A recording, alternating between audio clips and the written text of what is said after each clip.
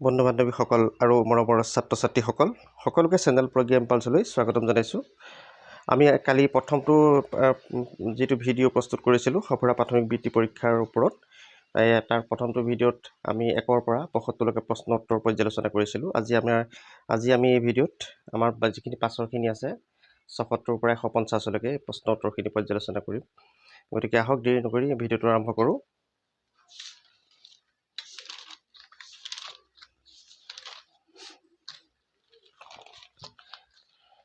কালি আমি 75 প্ৰশ্নলৈকে আমাৰ প্ৰথম খণ্ডটোত আমি চৰ্চা কৰিছিলোঁ। আজি আছে আমাৰ তাৰ পাছৰ প্ৰশ্নটো আছে ছাত্ৰ ছাত্ৰীসকল চাবা তোমালোকে।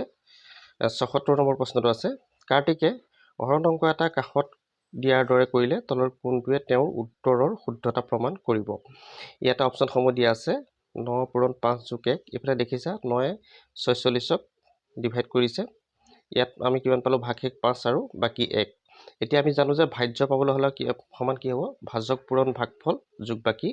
গতিকে ইয়াত কি হ'ব? আমাৰ ভাজ্যটো কি আছে?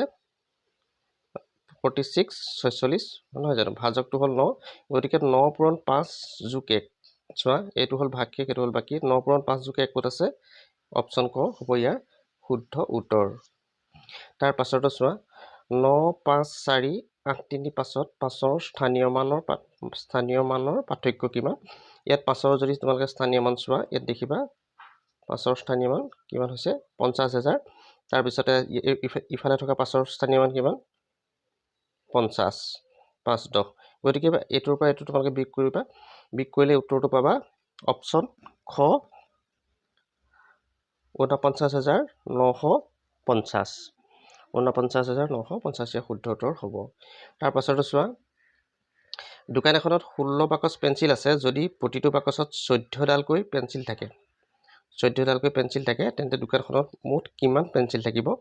এতিয়া বাকচ আছে আমাৰ 16টা, তাৰ ভিতৰত আমাৰ কি দি আছে? 14ডালকৈ থাকিব।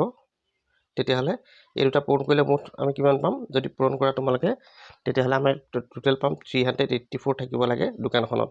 কিন্তু দোকানখনৰ মুঠ পেঞ্চিল ইয়াত চোৱা উত্তৰৰ ভিতৰত এটাও নাই, গতিকে এটাও নাইটো ইয়াৰ শুদ্ধ উত্তৰ হ'ব।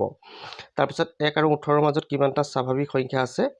1 আৰু 18ৰ মাজত যদি তোমালোকে স্বাভাৱিক সংখ্যা চোৱা, আমি জানো যে 1ৰ পৰা যিখিনি আমাৰ স্বাভাৱিক আৰম্ভ হয় সেই সকলো সংখ্যাকে কি হয়? আগলৈ গৈ থকা সকলো সংখ্যা স্বাভাৱিক সংখ্যা। গতিকে 1 আৰু 18টোক বাদ দিলে তাৰ মাজত কেইটা হ'ব? 16টা হ'ব স্বাভাৱিক সংখ্যা। তাৰ পাছৰ প্ৰশ্নলৈ যাওঁ।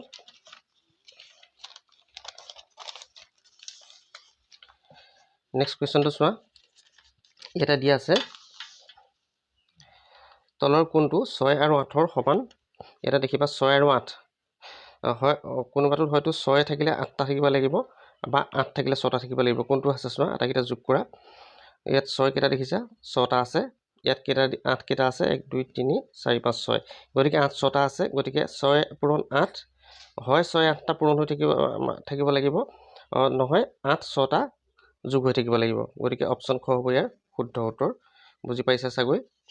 তাৰ পাছতো উত্তৰটো চোৱা, এটা শ্ৰেণীত মুঠ ছাত্ৰ ছাত্ৰী সংখ্যা 42 জন। তাৰে 25জনী ছাত্ৰী। শ্ৰেণীটোৰ কিমান অংশ ল'ৰা? যদি ছোৱালী 25জনী হৈ ল'ৰাকেইটা হ'ব 42ৰ পৰা 25টো বিয়োগ কৰি দিয়া, কিমান হ'ব ল'ৰা? 17টা পাবা। গতিকে মুঠ আছিলে কিমান? 42 ভাগৰ 17টো হ'ব আমাৰ কি শুদ্ধ উত্তৰ, কাৰণ ল'ৰা অংশটো বিচাৰিছে। গতিকে 42 ভাগৰ 17টো হ'ব ইয়াৰ শুদ্ধ উত্তৰ। তাৰ পাছতো দিয়া আছে 25ৰ লগত কি অখণ্ড সংখ্যা যোগ কৰিলে উত্তৰটো 100তকৈ সৰু হ'ব? অখণ্ড সংখ্যা তোমালোকে জানা, যিবিলাক সংখ্যা আমাৰ ভগ্নাংশ বা দশমিকত প্ৰয়োগ নহয়, সেইবিলাক হয় আমাৰ অখণ্ড সংখ্যা।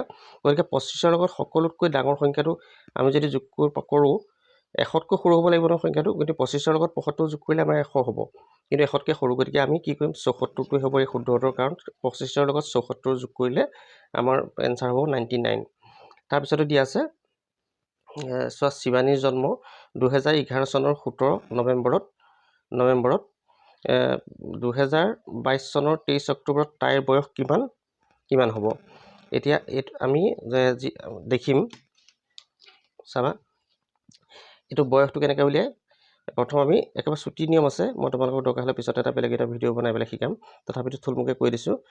প্ৰথম আমি যিটো চন দি আছে 2022 চনৰ 23 অক্টোবৰ, মানে 10 অক্টোবৰ মাহটো 10 তোমালোকে জানা তাৰপিছত 23 তাৰপিছত ইফালে কি কৰিব লাগিব 17 চনত জন্ম নহয় জানো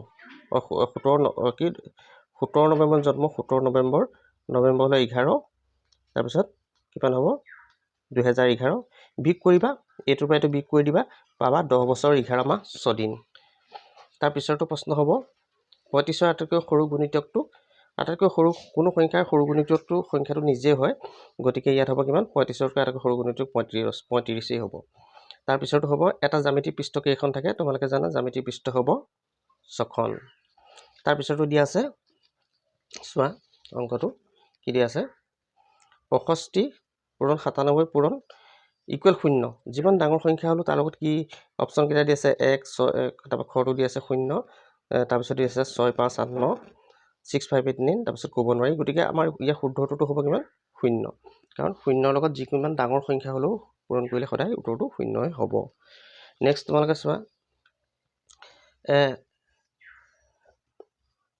সংখ্যাটোৰ এটা স্থানৰ এককৰ স্থানৰ অংকটো 5 দশকৰ স্থানৰ অংকটো 7 হলে সংখ্যাটো এককৰ স্থানৰ অংকটো দিয়া আছে কিমান 5 দশকৰ স্থানৰ অংকটো কিমান দিয়া আছে 7 গতিকে এককৰ স্থানত প্ৰথম হ'লে আমি যদি চাওঁ এককৰ স্থানত এই দুটাই আছে ইয়াৰ ভিতৰত আটাইকেইটা যোগ আছে সেইটোতো হ'ব নোৱাৰে গতিকে ইয়াত কি হ'ব এইটো অপচন গটো হ'ব ইয়াৰ শুদ্ধ উত্তৰ তাৰ পাছৰটো দিয়া আছে এইটো চোৱা কোনো সংখ্যাক 5ৰে পূৰণ কৰি 5 ভাগ কৰিলে প্ৰতিটো ভাগ সংখ্যাটোৰ সমান হ'ব তলৰ কোনটো হ'ব তাৰমানে দিয়া আছে 25 50 100 সকলো সংখ্যাক গতিকে আমি জানো যে কোনো এটা সংখ্যাক 5ৰে পূৰণ কৰি 5ৰে হৰণ কৰা অৰ্থটো কি অৰ্থটো একেটাই থাকিব যি সংখ্যাই নহওক এবাৰ পূৰণ কৰিছে এবাৰ হৰণ কৰিছে গতিকে সকলো সংখ্যাৰ ক্ষেত্ৰতে ই প্ৰযোজ্য হ'ব গতিকে অপচন ক হ'ব ইয়াৰ শুদ্ধ উত্তৰ নেক্সট চোৱা এইটো আমাৰ প্ৰশ্ন দিয়া আছে ৰিজনিং অলপ ছবি চাই পেলাই কৰিব লাগে প্ৰথম এই ত্ৰিভুজটো চোৱা এইটো প্ৰথম ৰংটো হৈছে এইটো সাইডে ত্ৰিভুজটোৰ আধা অংশ তাৰপিছত উল্টা সাইডে হৈছে গতিকে এইটো বৃত্ত গতিকে ইয়াৰ পাছৰ ছবিটো হ'লে আমাক কেনেকুৱা হ'ব লাগিব এইফালে কালাৰ হৈ থাকিব লাগিব নহয় জানো এইটো ক'ত আছে চোৱা অপচন ক অপচন খ হ'ব ইয়াৰ শুদ্ধ উত্তৰ তাৰ পাছতো চোৱা এইটো দিয়া আছে এটা ত্ৰিভুজ তাৰপিছত চতুৰ্ভুজ আছে গতিকে ইয়াত চতুৰ্ভুজ হ'লে ইয়াত পঞ্চভুজ হ'ব লাগিব 5টা বাহু পঞ্চভুজ ক'ত আছে চোৱা কথাটো বুজি পাইছা ইয়াত ত্ৰিভুজ আছে চতুৰ্ভুজ আছে পঞ্চভুজ হ'লে ইয়াত এটা বাঢ়িব লাগিব আৰু ইয়াত চতুৰ্ভুজ আছে ইয়াত পঞ্চভুজ হ'ব লাগিব গতিকে অপচন খ হ'ব পঞ্চভুজ ইয়াৰ শুদ্ধ উত্তৰ তাৰ পাছতো তলৰ কোনটো অৰ্থ একে নহয় জগত পৃথিৱী বসুন্ধৰা জননী এতিয়া আমি জানো যে জগত মানে হ'ল আমাৰ ধৰণীখনকে বুজায় অন্য নাম পৃথিৱী মানেও ধৰণী আমাৰ পৃথিৱীখন বসুন্ধৰাও পৃথিৱী কিন্তু জননী অৰ্থটো কি হয় অলপ ব্যতিক্ৰম জননী হ'ল মা আমি মাক বুজাওঁ গতিকে জননীটোৱে কিছু ব্যতিক্ৰম গতিকে ইয়াৰ অপচনটো জননীটো হ'ব শুদ্ধ উত্তৰ ঢাক ঢোল বজোৱাৰ অৰ্থ হ'ল ঢাক ঢোল কোবাই ফুৰা বুলি যে মানুহে কয় বৰকৈ প্ৰচাৰ কৰা তাৰমানে সেইটো তাৰপিছতো হ'ল কাষৰ বাক্যটো বিপৰীত অৰ্থ বুজোৱা বাক্যটো চিনাক্ত কৰা যদু বৰ ওখ ল'ৰা যদু বিপৰীত শব্দটো হ'ব কি যদু বৰ চাপৰ ল'ৰা নেক্সট এইটো চোৱা কানি শব্দৰ অৰ্থ কি কানি শব্দৰ অৰ্থটো হ'ব আমি কি বুলি সাধাৰণতে ভাবোঁ কানি মানে আমাৰ যিটো আফু জাতীয় পদাৰ্থ আমাৰ বিশেষকৈ জনজাতীয় মহিলাসকলে মানে ফটাকানি বুলি যে কয় ফটাকানি নিচিনা তাত মানে আঠাল জাতীয় বস্তু এটা লগাই লয় সেইটোকে আফিং বুলি কোৱা হয় গতিকে কানি শব্দৰ অৰ্থটো হ'ব আফিং নেক্সট আমি চাওঁ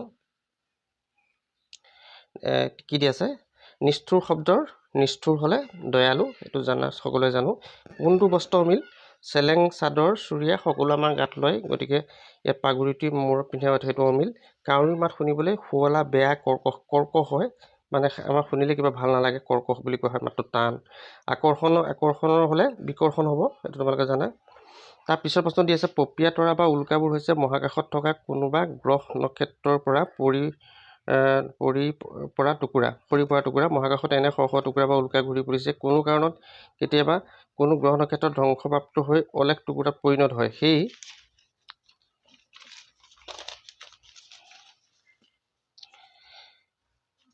টুকুৰাবোৰে কেতিয়াবা পৃথিৱীৰ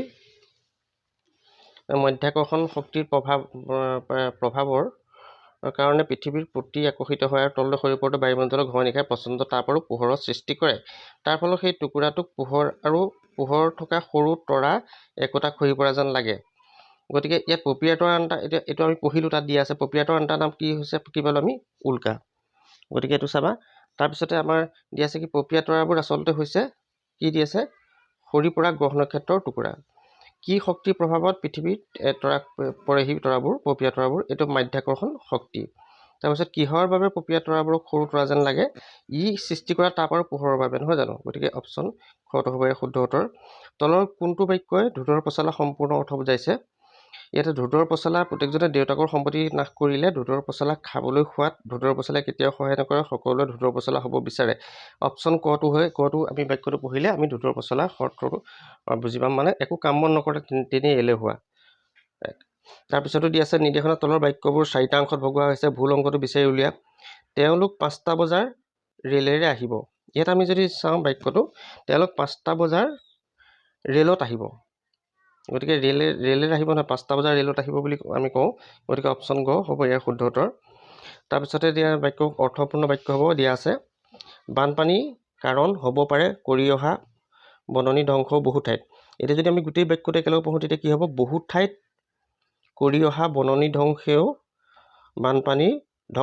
বানপানীৰ কাৰণ হ'ব পাৰে। গতিকে 4, 2, 1, 3 ক'ত আছে চোৱা, 4, 2, 1, 3 অপশ্যন গটো হ'ব শুদ্ধ উত্তৰ। তলৰ বাক্যবোৰৰ ভুল অংশটো চিনাক্ত কৰা। কেঁচুৱাটিৰ টোপনি গৈছে, ভুল নাই। এতিয়া আমি যদি চাওঁ বাক্যটো, কেঁচুৱাটি বুলি ক'লে হ'ল, কেঁচুৱাটিৰ ৰটো আমাৰ কোনো প্ৰয়োজন নাই, কেঁচুৱাটি টোপনি গৈছে। গতিকে অপশ্যন ক ইয়াতে আমি এইটোৰ ভুল উত্তৰ। নেক্সট তোমালোকে চোৱা, তলৰ দফাটোত খালী ঠাইত কি শব্দবোৰ হ'লে দফাটো অসম্পূৰ্ণ হ'ব?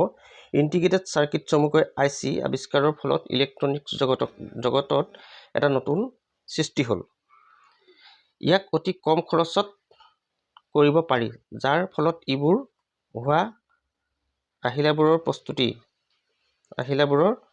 প্ৰস্তুতি খৰচ যথেষ্ট হ্ৰাস পালে।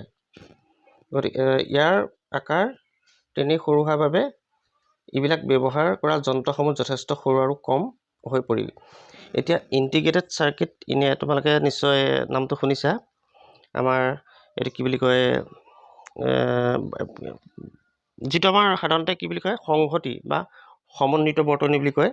গতিকে আমাৰ সমন্বিত বৰ্তনী যদি চাওঁ, যে এটা চোৱা তোমালোকে, ইণ্টিগ্ৰেটেড চাৰ্কিটৰ চমুকৈ আৱিষ্কাৰ ব্যৱহাৰ কৰি ইলেক্ট্ৰনিক জগতখনৰ এটা নতুন আলোড়নৰ সূচনা হ'ল। গতিকে অপশ্যন খটো হ'ব শুদ্ধ উত্তৰ। ইয়াক অতি কম খৰচতে প্ৰস্তুত কৰিব পাৰি। ফলত ইবোৰত কি হয়, এইবোৰত ব্যৱহাৰ হোৱা আহিলাবোৰৰ প্ৰস্তুতি যথেষ্ট হ্ৰাস পালে। ইয়াত যিখিনি বস্তু ইউজ হয় তাৰমানে ব্যৱহাৰ। তাৰপিছত কি হ'ব, ইয়াৰ তেনেই সৰু হোৱাৰ বাবে এইবিলাকক ব্যৱহাৰ কৰা যন্ত্ৰসমূহো যথেষ্ট সৰু আৰু কম মূল্যৰ হৈ পৰিল। গতিকে এইকেইটাই আমাৰ শুদ্ধ উত্তৰ হ'ব, তোমালোকে চাই যাবা ভালকৈ। তাৰপিছতে হ'ব এতিয়া আমাৰ ইংৰাজী প্ৰশ্ন আহিল এইখিনি। If a big stone is hard to lift, এটা ডাঙৰ শিল দাঙিবলৈ মানে কি হয়, টান, নহয় জানো, হাৰ্ড টান, দেন ইট ইজ কি হ'ব, যেতিয়া শিলটো দাঙিবলৈ, ডাঙৰ শিলটো দাঙিবলৈ মানে টান, কঠিন, তেতিয়াহ'লে সি কি হ'ব লাগিব, গধুৰ হ'ব লাগিব। গতিকে ৰাউণ্ড নহয়, হাৰ্ড নহয়, টান হ'লেও হেভি ষ্টন, আমি হেভি বুলিয়ে ক'ম। গতিকে হেভি হ'লে, গধুৰ হ'লে আমি দাঙিব নোৱাৰোঁ। If a mouse in front of a cat, then where is the cat, এটা নিগনি কি আছে, মানে মেকুৰীটোৰ সন্মুখত আছে, তেতিয়াহ'লে মেকুৰীটো কাৰ সন্মুখত আছে? The cat is in front of the mouse, মেকুৰীটো থাকিব লাগিব সন্মুখীয়ে। খটো হ'ব এই শুদ্ধ উত্তৰ। You accidentally step on your friend's leg, what will you say him, তুমি অসাৱধানবশতঃ তোমাৰ বন্ধু এজনৰ তোমাৰ ভৰিটো লাগি গ'ল, তেতিয়া তুমি তেওঁক প্ৰথমে কি বুলি ক'বা সুধিছে, তেতিয়াহ'লে আমি নিশ্চয় জানো আমি যে আই এম চৰি বুলি ক'ম। ইয়াৰ শুদ্ধ উত্তৰ হ'ব। Select the correct order of words to form a meaningful sentence, বাক্যকেইটাৰ পৰা এটা অৰ্থপূৰ্ণ বাক্য আমি বিচাৰিব লাগে। দিয়া আছে the pen is black and golden, কলমটো ক'লা আৰু সোণালী। Is black and golden the pen, মানে এইটো কি, নীলা কি ক'লা আৰু সোণালী ৰং কলম হয়নে তেনেকুৱা ধৰণৰ প্ৰশ্ন এইটো black and golden is the pen golden and black is the pen আমি দেখিলোঁ আটাইকেইটাৰ ভিতৰত অপশ্যনটো কটোৱে শুদ্ধ উত্তৰ দি pen is black and golden next চোৱা ইয়াতে দিয়া আছে কি দিয়া আছে আই কেন ফ্লাই মই উৰিব পাৰোঁ I have feathers and big what am I তাৰমানে মই উৰিব পাৰোঁ মোৰ ঠোঁট আৰু ডেউকা আছে গতিকে এইটো চৰাই হ'ব মংকি নহয় হেন নহয় এৰোপ্লেন নহয় চৰাই হ'ব ইয়াৰ শুদ্ধ উত্তৰ ঘ বাৰ্ড উই কেন ফুড আমি খাদ্য বনাওঁ বা প্ৰস্তুত কৰোঁ ক'ত বনাওঁ কিটচেনত সেইটো সকলোৱে ছাত্ৰ ছাত্ৰীসকলে জানা complete this sentence with appropriate word flowers R বুলি কোৱাৰ লগে লগে হেণ্ডচামটো নহয় গুড বুলিও নকয় আমি ফ্লাৱাৰ্ছ আৰ বিউটিফুল বুলি কওঁ গতিকে অপশ্যন গ বিউটিফুল ধুনীয়া হ'লটো আমাৰ শুদ্ধ উত্তৰ নেক্সট আমাৰ কুৱেশ্যন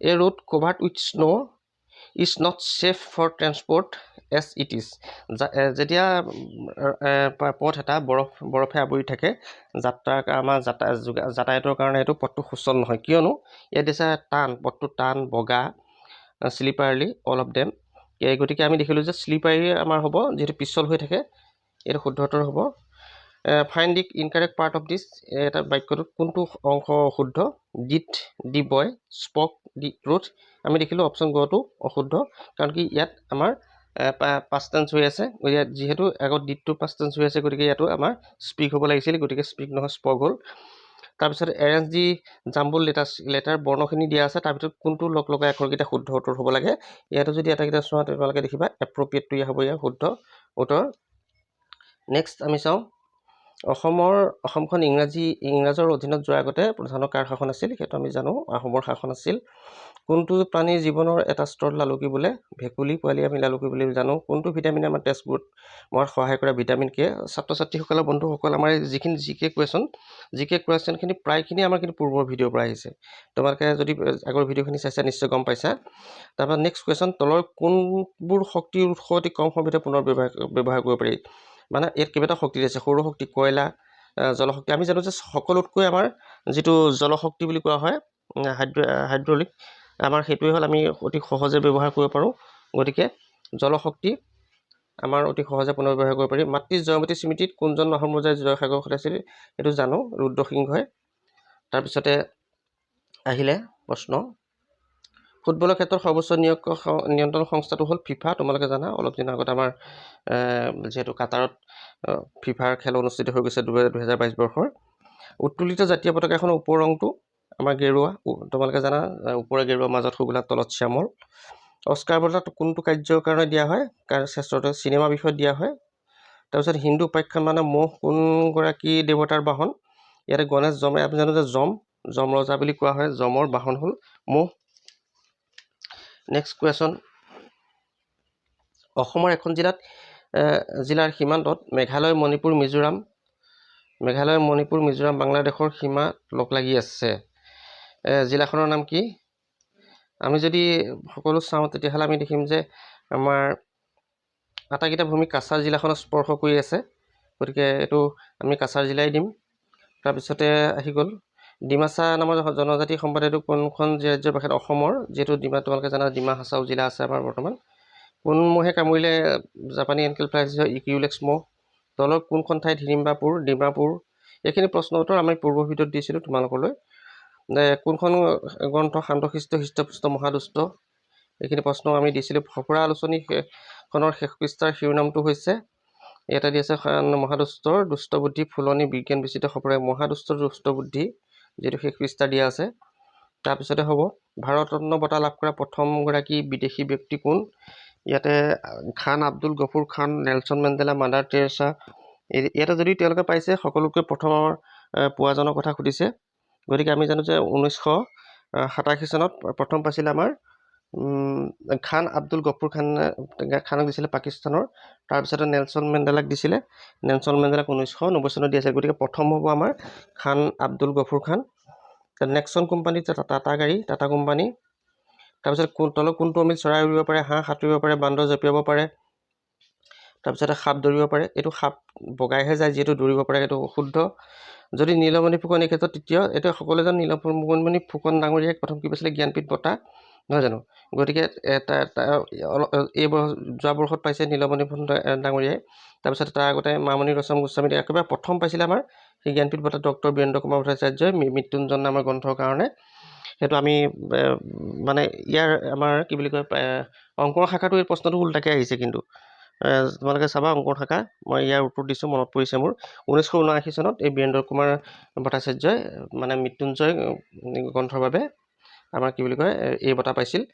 ফিফা তাৰপিছত আছে ফিফা বিশ্বকাপ ফুটবল প্ৰতিযোগিতা কোন ক্ষেত্ৰত সোণালী বল যিগৰাকী শ্ৰেষ্ঠ খেলুৱৈ তেখেতক দিয়া হয়। মানুহে মানুহৰ বাবে শীৰ্ষক গীতটো ভূপেন হাজৰিকাৰ, এইটো আমি সকলোৱে জানো। ভূপেন হাজৰিকাৰ দেৱে এইটো 1960 চনত ৰচনা কৰিছিল এই গীতটো। তাৰপিছত আছিলে প্ৰাইডিছ এণ্টাৰটেইনমেণ্ট, তোমালোকে সকলোৱে জানা নিউজ চেনেল চাই আছে, নিউজ লাইভ। একে সংস্থাই প্ৰাইডিছৰ পৰা আমাৰ ওলাই নিয়মীয়া বাৰ্তা কাকতখন। কোনখন দেশৰ পৰা চিতাবাঘি বাঘ আনিছিলে? তোমালোকে জানা যোৱা বৰ্ষত নামিবিয়াৰ পৰা 10টা চিতাবাঘ আনিছিলে আমাৰ ভাৰতলৈ। তাৰপিছতে আছে ভাৰতীয় সেনাৰ গড় বয়স হ্ৰাস কৰা, এইটো অগ্নিপথ আঁচনিৰ জৰিয়তে সেনাৰ গড় বয়স হ্ৰাস কৰিছিলে। জোচেফ প্ৰিছলিয়ে অক্সিজেন 1974 চনত আৱিষ্কাৰ কৰিছিলে। বিস্তীৰ্ণ পাৰৰ অসংখ্যজনৰ বুঢ়া লুইত এইটো আমাৰ ডক্টৰ ভূপেন হাজৰিকা দেৱে ৰচনা কৰিছিলে। তেওঁ এইটো 1965 চনত এইটো ৰচনা কৰিছিলে। সফুৰা আলোচনীখনৰ প্ৰথম প্ৰকাশকগৰাকী কোন আছিল? প্ৰথম প্ৰতিষ্ঠাপক সম্পাদক আছিল ডক্টৰ ভৱেন্দ্ৰনাথ শইকীয়া। তাৰ কিন্তু প্ৰকাশকজন আছিল অম্বিকাপদ দেৱ চৌধুৰী। ৰাজীৱ হৰিওম ভাটিয়া নামৰ বৰ্তমান কানাডাৰ নাগৰিক অভিনেতা। এইটো সকলোৱে ছাত্ৰ ছাত্ৰীসকলে যিসকলে চিনেমা চাই থাকে জানে। আমাৰ অক্ষয় কুমাৰ হ'ল তেওঁ অক্ষয় কুমাৰ তাৰমানে বৰ্তমান কানাডাৰ নাগৰিক। তেওঁ এই নামেৰে কিন্তু প্ৰখ্যাত। ষ্টেটু অফ লিবাৰ্টি নামৰ স্মাৰকটো আমেৰিকা যুক্তৰাষ্ট্ৰক কোন দেশে উপহাৰ হিচাপে প্ৰদান কৰিছিল? এইটো আমি জানো যে ফ্ৰান্সে প্ৰদান কৰিছিল। ফ্ৰান্সে আমেৰিকাৰ সৈতে এটা সুদীৰ্ঘ মানে বন্ধুত্বৰ প্ৰস্তাৱ লৈ এই উপহাৰ প্ৰদান কৰিছিল। তাৰপিছতে দিয়া আছে মোগলে 17 বাৰ অসম আক্ৰমণ কৰিছিল। মোগলৰ শেষ আক্ৰমণটোৰ নাম কি আছিল? যিসকলে আমি বুৰঞ্জী পঢ়ি যোৱা পাঠ্যপুথিটো পাইছোঁ, আমাৰ একেবাৰে শেষ ৰণখন হ'ল ইটাখুলিৰ ৰণ। এই ইটাখুলি যিটো ৰণেই সেই আমাৰ আহোম আৰু মোগলৰ শেষ ৰণ হিচাপে আমি জানো। তাৰপিছত এই ৰণত কিন্তু আমাৰ তেতিয়া কোনে নেতৃত্ব লৈছিল? দিহিঙীয়া আলম বৰবৰুৱা আছিলে আমাৰ আহোমৰ। আৰু আমাৰ মোগলৰ আছিলে কি মনচুৰ খানে তেতিয়া এই যুদ্ধত মানে আহোম খানে পিছুৱাই গৈ আমাৰ কি বুলি কয় যি মানস নদী পাৰলৈকে আমাৰ অসমখনৰ মোগলসকলক আঁতৰাই দিছিল, পঠাবলৈ সক্ষম হৈছিল। আৰু যি নহওক এইখিনি প্ৰশ্ন এই ভিডিঅ'টো ইমানতে সমাপ্ত কৰিছোঁ। আৰু ছাত্ৰ ছাত্ৰীসকল গতিকে ইয়াত কিছুমান খেলি মেলি হয়তো 2এটা থাকিব পাৰে, কাৰণ যদি কিবা খেলি মেলি পোৱা সকলোকে কৈছোঁ আপোনালোকে মতামত আগবঢ়াব আৰু শুদ্ধ পজিটিভ মতামত আগবঢ়াব। মানুহ সৰ্বজ্ঞ কেতিয়াও হ'ব নোৱাৰে, হয়তো কোনোবাই ক'ৰবাত ৰৈ যাব পাৰে খুটি নাটি, আপোনালোকে আঙুলিয়াই দিব। আৰু যোৱা প্ৰশ্ন আমাৰ 2টা প্ৰশ্নৰ মই মানে সংশোধন কৰি দিছোঁ, বহুত মানে খৰতকীয়াকৈ যিহেতু কৰা হ'ল। যি কি নহওক এই ভিডিঅ'টো ইমানটা সামৰণি মাৰিছোঁ। আৰু পৰৱৰ্তী ভিডিঅ'ত আমি মজলীয়া শাখাৰ আগবঢ়াম আৰু আমাৰ মাধ্যমিক শাখাৰো আছে, তেখেতসকলেও আগবঢ়াম। গতিকে সকলোৱে ধৈৰ্য সহকাৰে বাট চাব। আৰু যিসকল নতুনকৈ আহিছে আমাৰ সকলোৱে চেনেলটো নিশ্চয় ছাবস্ক্ৰাইব কৰিব আৰু আপোনালোকলৈ এনেধৰণৰ প্ৰশ্ন উত্তৰ আগবঢ়াই যাবলৈ আমাকো উৎসাহিত কৰিব। লাইক কমেণ্ট কৰিব। সকলোকে ধন্যবাদ জনাই এই ভিডিঅ'টো ইমানতে সমাপ্ত কৰিছোঁ। ধন্যবাদ।